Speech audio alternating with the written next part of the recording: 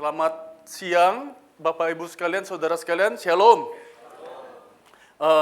Senang bisa berjumpa dengan teman-teman kembali di tempat ini. Bagaimana Bapak Ibu sudah stok masker di rumah, sudah stok sanitizer, sudah stok Indomie dan sebagainya. Ya, belakangan ini kita tahu begitu marak dengan kasus corona. Jujur, ada begitu banyak orang-orang yang menjadi khawatir, termasuk anak-anak Tuhan. Itu wajar banget, dan kita memang harus menjaga diri kita, gitu ya. Saya sendiri dalam beberapa hari ini saya cukup terteror. Terteror bukan karena corona, ada dua hal yang teror saya. Yang pertama jelas corona meneror, ya.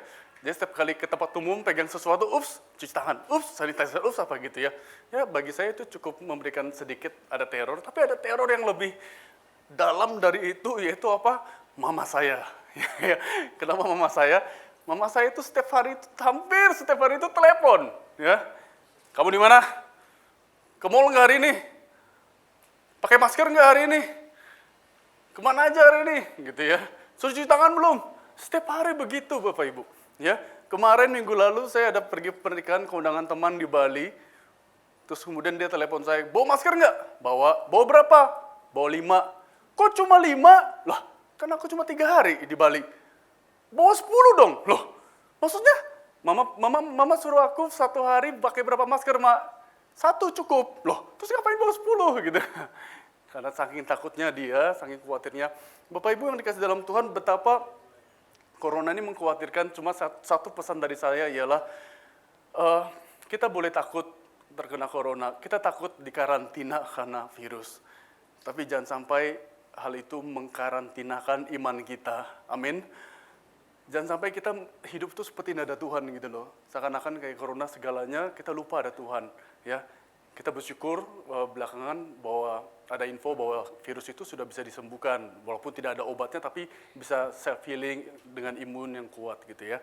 Nah, Bapak Ibu dikasih dalam Tuhan, biarlah kita boleh terus hidup dalam iman. Hari ini kita akan bersama-sama merenungkan satu tema tentang glorify God, bagaimana kita memuliakan Tuhan. Saya ingin mengajak kita membaca firman Tuhan dari Kejadian. Saya akan coba pakai ini ya teman-teman ya, dengan tulisan saya yang sangat jelek ya, calon dokter sebenarnya, cuma tulisannya doang yang kayak dokter. Oke, Kejadian pasal 39 ayat 1 sampai 13 ya. Oke, coba teman-teman kita baca bergantian. Oke, ini cerita tentang Yusuf di rumah Potifar. Saya rasa setiap kita cukup banyak yang sudah tahu, tapi mari kita bersama merenungkan kembali. Kita baca bergantian, saya akan membacakan ayat pertama, teman-teman, Bapak Ibu sekalian, ayat yang kedua, dan demikian selanjutnya sampai ayat yang ke-13. Baik, saya akan membacakan terlebih dahulu. Adapun Yusuf telah dibawa ke Mesir, dan Potifar, seorang Mesir, pegawai istana Firaun, kepala pengawal raja, membeli dia dari tangan orang Ismail yang telah membawa dia ke situ.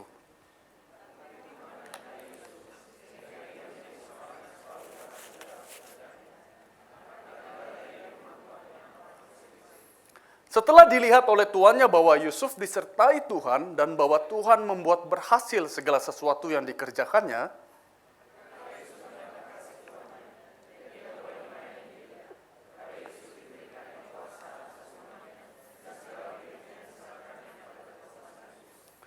sejak ia memberikan kuasa dalam rumahnya dan atas segala miliknya kepada Yusuf, Tuhan memberkati rumah orang Mesir itu karena Yusuf, sehingga berkat Tuhan ada atas segala miliknya, baik yang di rumah maupun yang di ladang.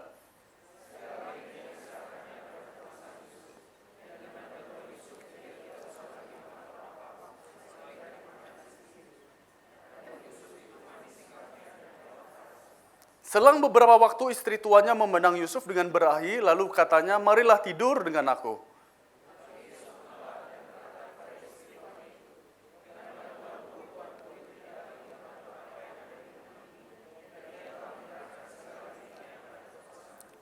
Bahkan di rumah ini ia tidak lebih besar kuasanya daripadaku, dan tiada yang tidak diserahkannya kepadaku selain daripada engkau, sebab engkau istrinya. Bagaimana mungkin aku melakukan kejahatan yang besar ini dan berbuat dosa terhadap Allah?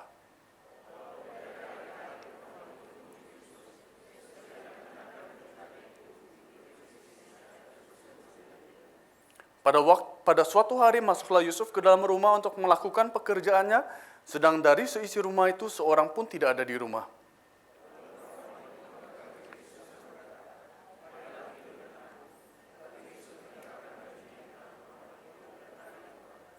Ketika dilihat perempuan itu bahwa Yusuf meninggalkan bajunya ke dalam tangannya dan telah lari keluar, sampai ayat 12 saya cukup. Baik, demikian jauh pembacaan firman Tuhan.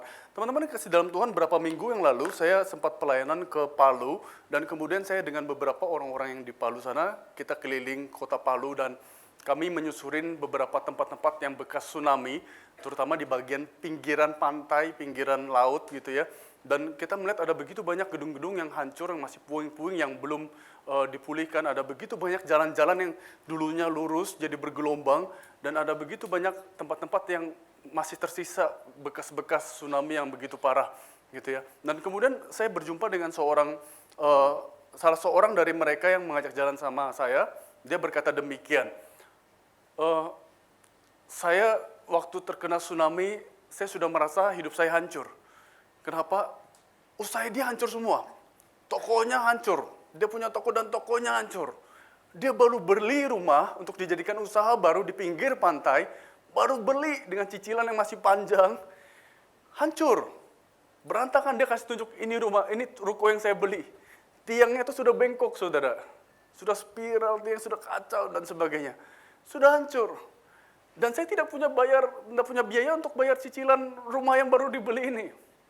Sekarang dia di blacklist sama bank, oleh karena dia tidak bisa membayar cicilan. Dan dia mengatakan, hancur, saya cuma tersisa sedikit harapan, saya mau berjuang dari nol. Tapi dia merasakan hancur. Nah Bapak Ibu dikasih dalam Tuhan, di lain cerita yang tidak ada sangkut paut dengan tadi, saya pernah berjumpa dengan seorang anak muda. Seorang anak muda ini kemudian berbicara soal musik dengan saya, karena kita sama-sama suka musik. Saya penasaran lagu apa sih yang anak muda suka zaman sekarang, saya ngomong-ngomong lah sama anak muda yang masih kuliah ini. Dan kemudian anak muda ini bilang demikian, waduh saya suka sekali sekarang lagu-lagunya Billie Eilish. Tahu teman-teman lagu Billie Eilish? Mestinya kalau anak muda harus tahu ya, dia begitu terkenal. Dan kemudian kita ngomong-ngomong dan dia berkata, salah satu lagu yang paling saya suka yaitu yang judulnya #I don't wanna be you anymore. Pernah dengar lagu itu? Saya bilang, kenapa kamu suka? Lagu itu mewakili perasaan saya kok. Karena kalau saya dengar lagu itu, apalagi sambil nyetir, saya bisa nangis di mobil. What? Kenapa bisa? Itu menceritakan pergumulan saya. Waktu pulang saya coba search di YouTube gitu ya. Ini video klipnya, saya tidak pernah tahu lagu itu sebelumnya. Jadi saya search di YouTube, saya cari gimana sih lagunya. Ternyata lagu itu tentang Billie Eilish sedang berada di sebuah ruangan putih yang kosong besar ya. Dan di dalam ruangan putih yang besar itu cuma ada satu cermin gitu ya. Dan kemudian dia ngomong sama dirinya, I don't wanna be you anymore. Dia ngomong sama cermin, I don't wanna be you anymore. Dalam arti apa? Dia benci dirinya sendiri. Itu yang dikatakan oleh anak muda ini. Anak muda ini mengatakan, aku tidak suka kehidupanku. Aku benci dibanding-bandingkan sama sepupu saya oleh mama saya. Aku benci selalu disalah-salahkan sama orang tua saya. Aku benci diriku. Moodku yang tidak stabil, aku benci dengan keadaanku. Aku kadang-kadang tidak paham dengan moodku. Mungkin karena dia perempuan. Aku tidak paham dengan diriku, aku benci hidupku. Jadi ketika dia mendengar lagu itu, dia menangis. Dia merasa hidupnya begitu hancur. Nah, saudara kasih dalam Tuhan, di lain cerita lagi, saya pernah mendengar cerita dari seorang teman saya. Dia mengatakan, dia cerita tentang cecenya, ya, yang masih pasangan muda, baru menikah, punya anak. Dia bilang, cece saya dulu bahagia banget hidupnya. Dia tinggal sama suaminya, anaknya masih kecil, lucu-lucu gitu ya. Dan karena satu hal, tiba-tiba suatu saat ketika suaminya sedang memandikan anak-anaknya, dan ketika habis memandikan, dia keluar mau dihandukin. Pada saat dihandukin, tiba-tiba suaminya langsung pegang dadanya dan kemudian dia terjatuh, saudara. Hari itu juga meninggal karena jantung. Sejak saat itu, hidup cecenya berubah katanya. Hidup cecenya berubah. Dia lihat di storiesnya sudah selama kurang lebih 2 tahun, setiap hari, setiap saat, di storiesnya itu bunyinya kurang lebih demikian. Aku tidak bisa sendirian. Aku tidak sanggup. Bagaimana kabarmu di sana? Bunyi-bunyi nada-nada seperti itu. Dan setiap hari dia merasakan kehampaan. Sampai teman saya ini seharusnya dia harus pulang ke kota asalnya karena dia harus menolong cecenya punya usaha untuk tetap berjalan. Saudara yang dikasih dalam Tuhan, dari segala yang saya ceritakan ini, saya ingin mengatakan bahwa kita tinggal di dunia yang tidak ideal. Kita berada di lingkungan, kelihatan ya, kita berada di lingkungan di dunia yang tidak ideal dan tidak akan pernah ideal. Engkau berusaha untuk memiliki hidup yang ideal, tidak akan pernah, saudara. Selagi kita hidup dalam dunia yang penuh dosa, kita akan terus berada di lingkungan di dunia yang tidak akan pernah ideal. Mungkin kau berpikir, aku pengen seperti A, seperti B, seperti C, yang kayaknya hidupnya lebih ideal dari saya. Aku pengen seperti dia. Padahal kalau engkau menjadi dia, mungkin kau akan baru tahu, ternyata hidupnya juga tidak ideal. Ada begitu banyak anak muda yang mengagumi artis-artis Korea, tapi ketika kita tahun lalu, tahun 2019, ada 4 artis Korea yang bunuh diri. Dan ada begitu banyak artis Korea yang sedang berpikir untuk bunuh diri. Why? Orang-orang berpikir hidupnya ideal, bukan? Kurang apa? Cantik, ganteng, kaya, punya segalanya. Kalau zaman sekarang yang dicari anak muda apa? Follower punya banyak, subscriber punya banyak. Kurang apa, saudara? Tapi kenapa dia masih berpikir untuk bunuh diri dan ada yang sudah bunuh diri? Dan tahun lalu setahu saya ada 4 yang bunuh diri. Tidak ideal. Kita hidup di dunia yang tidak ideal, tidak pernah ideal. Nah, teman-teman yang kasih dalam Tuhan, karena itu yang penting sekarang ialah bagaimana respon kita. Ada 2 respon yang saya temukan. Ya. Yang pertama ialah di tengah hidupan yang tidak ideal ini, mereka memilih untuk hidup negatif, dengan respon negatif. Maksudnya gimana respon negatif? Yang pertama, mereka mungkin berpikir demikian. Cara berpikir mereka demikian, terlanjur basah. Tahu? Terlanjur basah tahu? Maksudnya seperti demikian loh. Kalau kita ke pantai gitu ya, kita main air, misalkan saya ke pantai, oke, dan kemudian saya mau nyemplung laut lah, mau nyemplung laut, takut hamil gitu ya. Kan katanya bisa hamil kalau berenang di kolam. Ya, jadi aku mau nyemplung ke laut lah, dan kemudian teman saya minta fotokan. Tolong fotokan, gue fotokan, pas difotokan di pinggir pantai, tiba-tiba ombaknya agak kencang, aduh basah, sudah basah setengah celana ini basah. Terlanjur basah kan? Ya sudahlah, mending gue nyemplung aja sekalian. Ya kan? Itu namanya terlanjur basah. Nah saudara, ada begitu banyak orang yang punya prinsip seperti demikian dalam menjalankan hidupnya yang tidak ideal. Dia merasa hidupku sudah hancur. Keluargaku ini kacau. Keluargaku bukan keluarga berada. Keluargaku keluarga yang broken. Aku berada di lingkungan yang kacau, di keluarga yang kacau, di pekerjaan yang kacau, di teman-teman yang kacau. Hidupku sendiri berantakan. Aku berada di lingkungan ideal yang tidak ideal, karena itu sudahlah. Terlanjur basah, gue cemplung aja sekalian.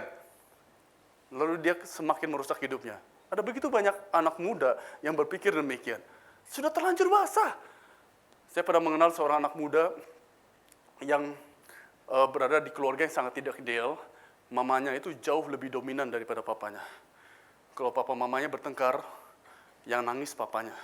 Ya, ini perempuan yang dominan perlu dengar cerita ini ya. Yang nangis papanya. Terus kemudian kalau papa mamanya bertengkar, setiap hari dari teman saya kecil ini, dari anak muda yang masih kecil ini, waktu itu papanya selalu ke kamar anak muda ini dan selalu curhat ke anak muda ini. Setiap hari dia curhat, dia nangis, papanya nangis di anaknya. Setiap hari begitu. Jadi dalam konsep anak muda ini ialah mama saya jahat, wanita itu jahat. Akhirnya dia bertumbuh menjadi seorang pria yang menyukai sesama jenis. Dia merasa punya kehidupan yang tidak ideal. Dia bingung dengan kecenderungan seksnya, dia bingung dengan keadaannya. Dia merasa hidupnya sangat tidak ideal, keluarga tidak ideal. Apa yang dilakukan? Cemplungin aja sekalian. Sudah terlanjur basah. Apa yang dilakukan semenjak SMA, dia mengatakan setiap minggu melalui aplikasi dia mencari pasangan sama jenis untuk buat tidur, ganti-ganti. Setiap minggu. Sampai dia cerita kepada saya pada waktu itu, pada saat itu dia sudah lulus kuliah. Sampai hari itu dia baru ngaku, setiap minggu dia lakukan itu. Kenapa cara berpikirnya? Sudah terlanjur kacau kok hidupku. Sudah terlanjur hancur hidupku. Cemplungin aja sekalian. Itu respon yang pertama. Respon yang kedua ialah, yang masih negatif ialah, bukan cuma terlanjur basah, mungkin ada yang udah sampai demikian parah, tapi dia pasrah.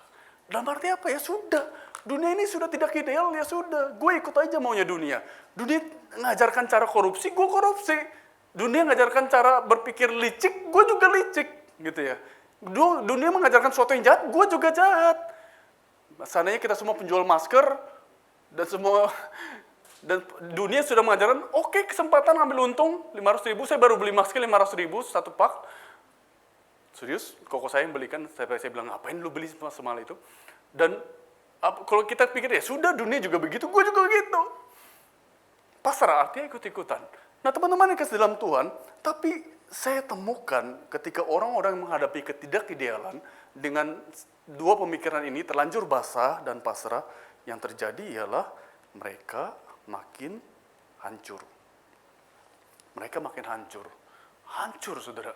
Mereka pikir dengan menghadapi dunia yang tidak ideal, dengan mencemplungkan diri, dengan ikut-ikutan, hidup mereka lebih baik. No. Yang terjadi adalah hidup mereka semakin hancur, semakin kacau, semakin terpuruk, semakin kacau. Karena itu Bapak Ibu, saudara sekalian, teman-teman, kalau teman-teman berada di posisi seperti ini, tidak perlu ngopong ke siapapun, cuma saya mau ingatkan kepada kalian, hati-hati, kehancuran sedang menunggu di depan kehidupan kalian. Karena itu jika kalian berada dalam posisi yang ini, menghadapi dunia yang tidak ideal dengan hal yang positif, negatif, hati-hati, kehancuran sedang menanti di depan kalian. Nah teman-teman yang kasih dalam Tuhan, selanjutnya kita melihat respon berikutnya, yaitu yang sebaliknya. Ada yang menghadapi dunia tidak ideal dengan respon yang positif. Dia berbeda dengan yang respon negatif tadi. Kalau yang respon negatif tadi kan berpikir, hidupku sudah kacau, duniaku sudah tidak ideal, aku hancurin sekalian hidupku. Yang positif enggak. Dia tahu dunia yang dia hidup tidak pernah ideal, aku tahu duniaku tidak ideal, aku tahu kondisiku tidak ideal, tapi aku mau berjuang. Aku mau berjuang untuk hidup tetap ideal. Dan saudara, menarik sekali kalau kita melihat, saya ingin kita belajar dari tokoh tadi yang kita baca tentang Yusuf. Kenapa ini cocok sekali buat kita, terutama kalau kita masih muda ya. Siapa Yusuf? Kita tahu kan Yusuf kan. Yusuf ini, saya cerita singkat lagi lah ya background-nya. Kita tahu Yusuf ini seorang anak muda, dalam perikop tadi masih anak muda ya dia. Dan kemudian kita tahu waktu bagaimana ketika dia masih remaja, dia dibenci sama saudara-saudaranya, karena pilih kasih papanya, ya kan? Papanya pilih kasih, saudara-saudaranya jadi benci, sampai kita tahu kemudian dia dipukul, dibuang ke dalam sumur, dan kita tahu kemudian dia dijual, ya kan? Kita tahu dia dijual kemudian ke tanah Mesir, menjadi budak. Saudara, saya kira Yusuf menghadapin suatu kondisi yang sangat tidak ideal sebagai anak muda. Sebagai kaum muda dia kehilangan segalanya loh, ya. Di rumah ada orang tua yang mengasihi dia, sampai ke Mesir tidak ada siapapun yang mengasihi dia, satu orang pun dia tidak ada yang mengasihi dia. Di rumah dia sebagai orang bebas statusnya, kemudian ke Mesir dia menjadi budak. Dia kehilangan segalanya, dia kehilangan kebebasan, kehilangan segala sesuatu, kehilangan kebahagiaan di usia remaja yang tidak gampang.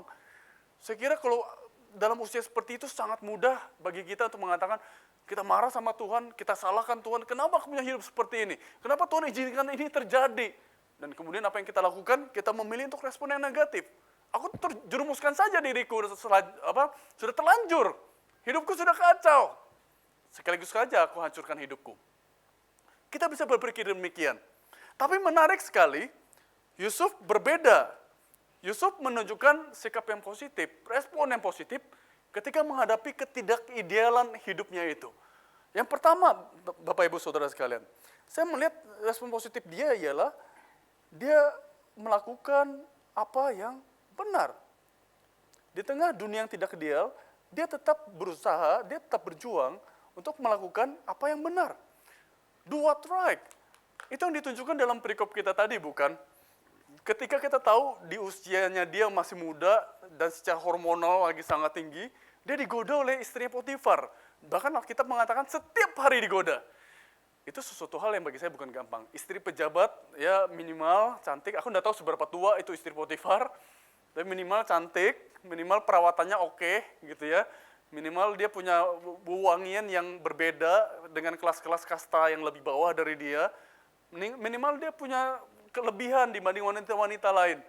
Dan setiap hari wanita ini mengajak Yusuf, yang masih muda itu, yang secara hormonal sangat bergejolak, untuk tidur bareng. Saudara, ini godaan yang sangat besar. Tapi menarik sekali, Yusuf beranikan diri untuk lari dari godaan itu. Ketika ditarik tangannya, dia mengatakan, bagaimana mungkin aku berbuat dosa kepada Allah. Saya suka sekali pernyataan ini. Dia tidak mengatakan, bagaimana mungkin aku berbuat dosa sama tuanku Potifar yang sudah angkat aku, Tapi dia mengatakan, bagaimana mungkin aku berbuat dosa kepada Allah? Kenapa? Karena dia mau hidup benar seperti apa yang Tuhan mau dia lakukan. Bagi dia tahu itu bukan kehendak Tuhan, dia lari. Dia tidak mau menghadapi godaan itu, dia tidak mau mengikuti godaan itu. Dia lari dari godaan itu. Kenapa? Karena itu bukan kehendak Tuhan. Bapak Ibu kasih dalam Tuhan, yang pertama kita melihat dan kita belajar, dan saya ingin mendorong kita sekalian, di tengah lingkungan yang tidak ideal, bisakah Bapak Ibu Saudara sekalian tetap hidup benar di tengah lingkungan kalian yang tidak ideal?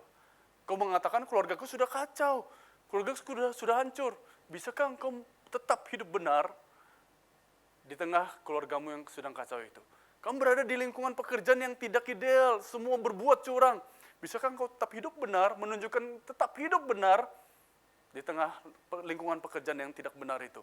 Nah teman-teman yang kasih dalam Tuhan, untuk hidup benar karena itu kita butuhkan firman Tuhan, terlebih dari itu kita butuh Tuhan. Kenapa saya bilang terlebih dari itu kita butuh Tuhan? Karena seringkali orang berpikir baca Alkitab setiap hari satu pasal itu cukup. Itu sudah berarti kenal Tuhan, itu berbeda. Baca Alkitab tiap hari satu pasal tidak menunjukkan bahwa kamu kenal Tuhan. Setuju? Ketika kita baca Alkitab setiap hari, belum tentu engkau mengenal Tuhan. Karena itu saya mendorong kita untuk memiliki relasi yang dekat dengan Tuhan. Kenapa? Karena Tuhan itu sumber kebenaran itu. Tuhan mengatakan, akulah kebenaran. Akulah kebenaran dan kehidupan, kan? Karena itu untuk melakukan yang benar, kita harus punya relasi yang benar dengan Tuhan. Bukan sekedar baca Alkitab. Bukan sekedar. Wajib baca Alkitab, tapi bukan sekedar baca Alkitab. Harus punya relasi. Kenapa? Karena orang dengan baca Alkitab yang sama, dengan baca firman yang sama, kita bisa salah bertindak terhadap sesuatu peristiwa gitu ya. Alkitab kita tidak berbicara banyak dalam dunia kita zaman sekarang. Dia memberikan prinsip nilai, tapi tidak memberikan secara detail bagaimana menghadapi situasi yang detail kan. Saya kasih contoh ya Bapak Ibu. Seandainya tiba-tiba di dalam gereja kita datang orang berdosa. Orang berdosa dalam arti kita tahu, oh ini gila, ini mah pekerja seks sosial misalkan seperti demikian. Dia datang tengah-tengah kita.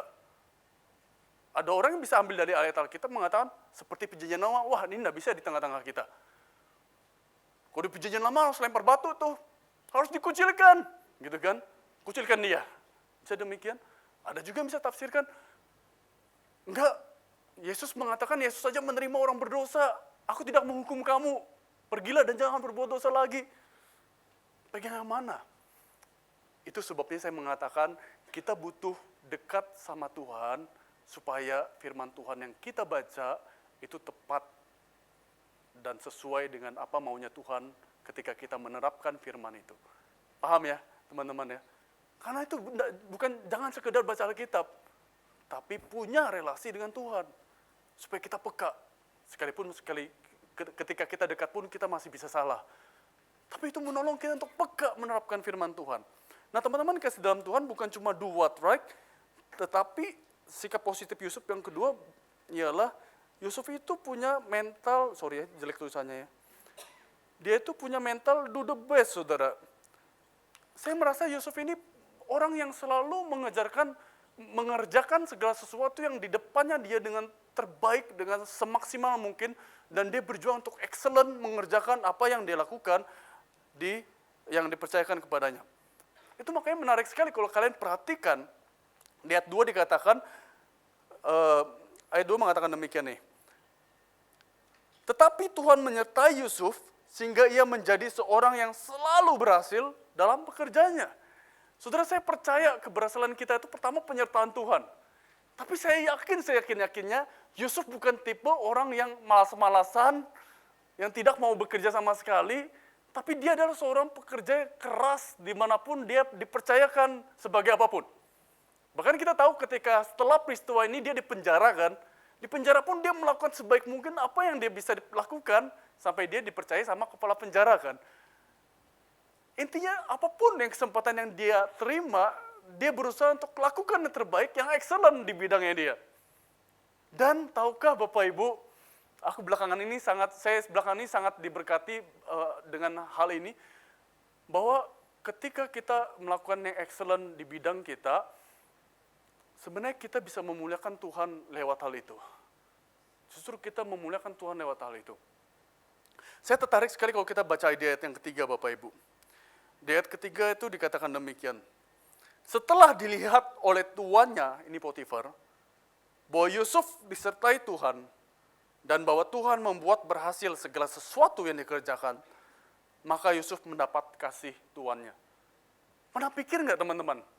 Potifar itu tuannya sama nggak sama tuannya Yusuf? Hah? Beda ya? Tuannya Potifar sama tuannya Yusuf itu beda. Bagaimana Potifar bisa melihat ketika dilihat tuannya bahwa Yusuf disertai Tuhan? Bagaimana cara tuannya melihat? Apakah Yusuf mengatakan menginjili tuannya, Potifar? Apakah ketika Yusuf bekerja seperti Sadrak, Mesak, Abednego ketika di pembakaran tiba-tiba ada orang keempat muncul, ada bayangan yang lain sehingga tuannya melihat, wih, ada makhluk roh ini, dia disertai Tuhan. Enggak kan? Tapi bagaimana ketika, apa yang membuat Potifar melihat Yusuf disertai Tuhan? Apa teman-teman?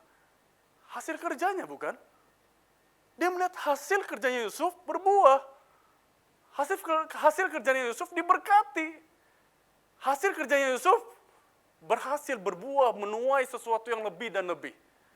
Dan ketika itu, ketika dia melihat apapun yang dikerjakan Yusuf itu berhasil, Potifar melihat ada Tuhan dalam hidup Yusuf. Saudara, ini menarik sekali ya. Kita semua anak-anak percaya kita bisa ngomong sama orang. Aku thank you God, engkau menyertai hidupku. Kita bisa sharing di Instagram kita. Terima kasih semua ini karena pemeliharaan Tuhan. Itu sesuatu hal yang bagus. Tapi hal yang berbeda, jikalau ada orang yang tidak kenal Tuhan, kemudian lihat hidup kita, bagaimana engkau memaksimalkan hidupmu di pekerjaanmu, bagaimana etos kerjamu, etos nilai hidupmu di kuliahmu, di kampusmu, dan kemudian ada orang yang tidak kenal Tuhan mengatakan, orang ini berbeda. Dia disertai Tuhan. Itu something different, saudara. Ya, that's something different. Itu berbeda, saudara. Engkau bisa klaim Tuhan menyertai hidupmu. Tapi betapa bahagianya jika ada orang yang bisa melihat bahwa hidupmu sedang disertai Tuhan.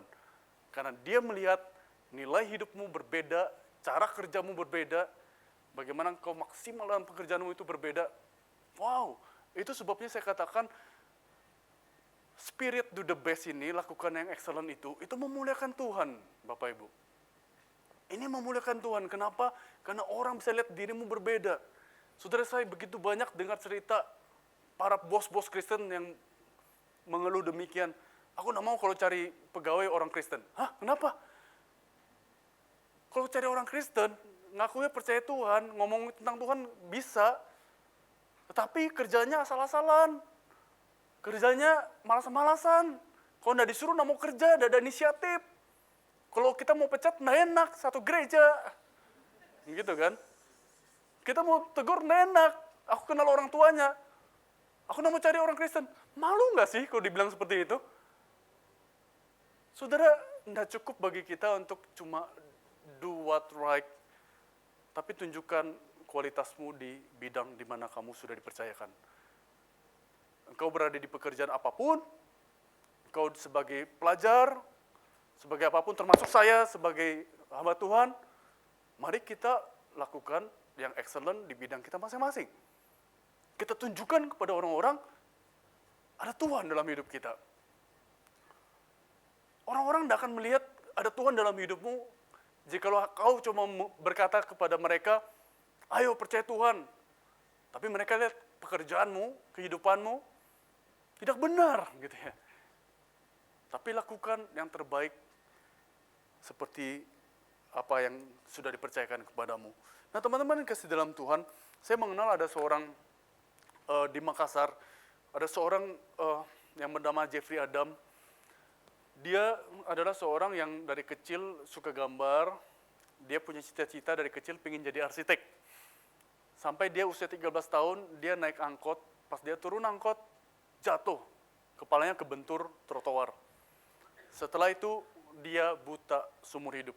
Buta seumur hidup. Dia putus asa setengah mati. Cita-citanya hancur berantakan. Dalam bayangan dia, menjadi orang buta berarti kerjanya dia ialah dia harus ke lampu merah, minta-minta di pinggir jalan, tidak ada lagi yang bisa dilakukan. Bertahun-tahun lamanya dia tuh pingin bunuh diri, dia bilang. Dia berkali-kali mau benturkan kepalanya, ditolong sama orang tuanya, dia mau ngapain, dia berusaha bunuh diri, tapi tidak jadi-jadi. Bertahun-tahun lamanya, kalau salah 4 tahun, 5 tahun kurang lebih, masa itu dia hancur setengah mati, sampai satu ketika dia mendengar sebuah firman Tuhan dalam televisi.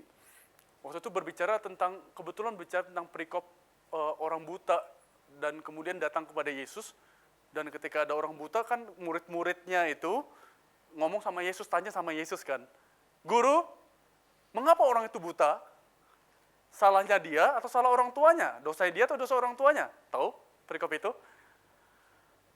Kemudian Yesus katakan apa? Bukan dosa dia, bukan dosa orang tuanya, tetapi ada pekerjaan Tuhan yang mau dilakukan melalui orang ini. Saudara, ketika dia mendengar firman Tuhan itu, hatinya tersentuh, hatinya tergerak, dan dia sadar ada pekerjaan Tuhan yang mau dilakukan lewat hidupnya. Apa yang dilakukan setelah itu, Bapak Ibu? Dia berjuang. Dia melakukan yang excellent yang dia bisa. Dia mau menghapus konsep semua orang buta bahwa orang buta itu cuma bisa minta-minta. Dia hapus konsep itu. Apa yang dia lakukan? Dia buat yayasan. Dia ajari orang-orang buta itu main musik. Dia bisa main piano, saudara. Kalah saya. Dia bisa main piano. Bukan cuma itu, dia kembangkan lagi ilmunya dia.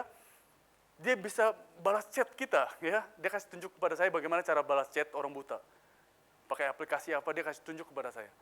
Bahkan berkali-kali kalau saya chat sama dia, tanya Pak ada kebutuhan apa yang bisa dibantu, dia bisa chat kebutuhan yayasan orang buta itu dengan sekian panjang tanpa typo, saudara. Sementara saya yang bisa melihat, saya sering typo, ya. Aku bilang, wow, bagaimana caranya? Saya sempat tanya dia, engkau suruh orang chat, balaskan chat? Enggak, saya chat sendiri. Bukan cuma itu, dia bisa buat website, saudara. Saya nggak ngerti ya, kalau buat website itu kan, saya bukan orang informatika, buat website itu kan banyak detail-detail yang harus diperhatikan. Dia bisa buat website. Sekarang dia lagi kembangkan diri, mengajarkan orang-orang buta lainnya untuk bagaimana berdagang, lagi belajar modal saham dan sebagainya. Wow! Tapi bagiku, dia sudah menjadi inspirasi yang luar biasa, influencer yang luar biasa. Dia melakukan terbaik di bidangnya dia, di tengah kondisinya tidak ideal. Dalam keadaan buta, tidak ideal, dia tetap berusaha untuk melakukan excellent sejauh mana yang dia mampu. Dan bagi saya itu sangat memuliakan Tuhan, sangat memuliakan Tuhan. Dia menjadi berkat bagi banyak orang-orang buta lainnya yang sudah kehilangan pengharapan. Nah, teman-teman yang dalam Tuhan, itu sebabnya saya mengajak kita, mari kita melakukan ini, hal yang positif. Kenapa? Karena ketika kita melakukan yang benar, dan kita melakukan yang terbaik, kita memuliakan Tuhan. Seperti tema kita hari ini. Kita akan memuliakan Tuhan dengan hidup kita. Ini tidak bisa dipisahkan. Engkau bisa melakukan yang benar, tapi jika engkau tidak melakukan yang terbaik, seperti yang saya katakan tadi, orang akan melihat, ngomongnya aja jago, tapi kerjaan udah beres. Kerjaan kacau, malas-malasan, setengah hati, tidak ada inisiatif. Orang juga tidak akan melihat Tuhan dalam hidupmu. Tapi sebaliknya, tidak cukup engkau cuma melakukan yang terbaik, kamu kerja maksimal, hidup maksimal, tetapi dengan tidak mengenal kebenaran, dengan cara yang curang, itu justru mengerikan. Engkau melakukan yang maksimal, tapi dengan cara yang begitu licik, cara yang begitu kotor, tanpa kebenaran itu juga mengerikan. Itu sebabnya kita belajar dari Yusuf hari ini, yaitu tentang do what's right and do the best, dimanapun engkau sudah dipercayakan oleh Tuhan. Pada saat itulah engkau memuliakan Tuhan. Bapak Ibu yang kasih dalam Tuhan, sebentar lagi kita akan masuk lagi untuk merayakan Paskah dan merenungkan akan kisah tentang Paskah kematian Yesus. Bagi saya, Yesus sudah menunjukkan kepada kita bagaimana ketika dia hadir sebagai manusia, dia memuliakan Bapa di surga. Pertama, dia bukan cuma do what right, tapi dia adalah kebenaran itu sendiri, bukan. Jadi otomatis apapun yang dilakukan pasti benar, karena dia adalah sumber kebenaran itu. Dia adalah sumber kebenaran itu. Bukan cuma itu, apakah dia do the best selama dia pelayanan di dunia? Bagi saya, iya. Dia mendedikasikan dirinya untuk melayani kita, manusia, secara totalitas, sangat totalitas. Itu sebabnya kita mendengar cerita bagaimana Yesus itu bangun pagi-pagi, subuh-subuh, hari masih gelap, dia bangun, dia berdoa. Setelah bangun dia ke rumah ibadah, dia ngajar di sana. Pulang dia pergi besuk. Bukan cuma besuk, habis itu dia menyembuhkan orang banyak, orang-orang yang sakit berbondong-bondong datang kota. Dia ngusir setan, dia keliling lagi, dia kunjungi ke Samaria, cari orang Samaria dan sebagainya. Bagi saya totalitas yang luar biasa. Dan totalitas terbesar Yesus ditunjukkan ketika Yesus mati di kayu salib, ya. Ketika dia mati di kayu salib, itulah totalitas terbesar. Tidak ada pemberian terbaik buat kita selain ketika dia memberikan hidupnya buat kita. Dia mengatakan kepada kita, inilah anugerah terbesar buat kalian, yaitu apa? Hidupku sendiri. Ketika dia di kayu salib. Dan kita melihat bagaimana Yesus yang melakukan secara totalitas pelayanannya, dan memang dia adalah kebenaran itu, memuliakan Bapa di surga. Dan sekarang, cukup dalam kurang lebih 3 tahun pelayanan dia, sejak dia tampil sampai dia mati, ya. Ada yang mengatakan dia tampil dari usia 30 tahun, mati di salib usia 33 tahun. Cukup 3 tahun. Dia menjadi influencer terbesar sepanjang sejarah yang telah mengubahkan hidup banyak orang, mengubahkan hidup saudara dan saya, dan mengubahkan hidup banyak orang lain lagi. Bapak Ibu yang kasih dalam Tuhan, ketika kita akan merenungkan Paskah, saya mendorong kita bukan cuma berterima kasih sama Tuhan. Itu bagus.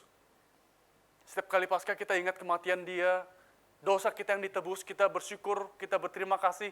Itu bagus, sangat bagus. Tapi tidak cukup berterima kasih saja.